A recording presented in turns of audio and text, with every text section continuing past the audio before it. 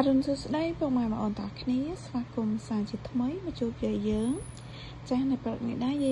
យយើងមានតម្រុយថ្មីសម្រាប់ពុកម៉ែបងប្អូនទស្សនានឹងមើលកំសាន្តលេងសម្រាប់ថ្ងៃទី15ខែ3 2025តម្រុយរបស់យាយក៏មានប៉ុណ្ណឹងហើយយាយក៏មានសុបិននិយាយជូនពុកម៉ែបងប្អូនស្ដាប់កំសាន្តដូចគ្នាតែមុននឹងនិយាយសុបិនយាយក៏សូមពឹងពុកម៉ែបងប្អូន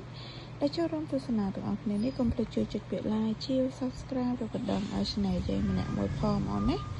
ដើម្បីទទួលបានវីដេអូក្រោយចាឬក៏ពុកម៉ែបងប្អូនចង់បានតម្រុយតាមមកក៏កុំភ្លេចចុចនៅលើ link ដែលយាយដាក់នៅលើតម្រុយនឹងផងចាចុចកន្លែង C មកឬក៏កន្លែងច្រើនទៀតទេពុកម៉ែបងប្អូនដើម្បីទទួលបានតម្រុយតាមម៉ោងតាមវេនចាតាំងចឹងពុកម៉ែបងប្អូនចូលមកស្ដាប់សុបិនយាយយប់មិញនេះយាយសុបិនឃើញចាមនុស្សស្រីមនុស្សប្រុសជិះឡានម្នាក់មួយ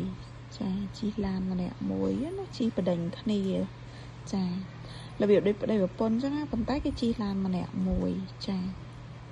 ហ្នឹងហើយអញ្ចឹងយាយក៏កាត់យា48 49 64 68 69 468 469 264ចាអូ40អូ60អញ្ចឹងពុកម៉ែបងប្អូនចេះកាត់លេខអីក៏យកតាមហ្នឹងទៅណាចាហើយក៏ជូនពរហេងសំណាងល្អទាំងអស់គ្នាអញ្ចឹងវីដេអូយាយក៏មានតែប៉ុណ្្នឹងទេជួបគ្នានៅវីដេអូក្រោយចា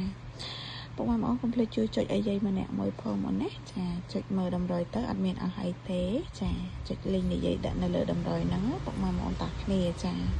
ហេង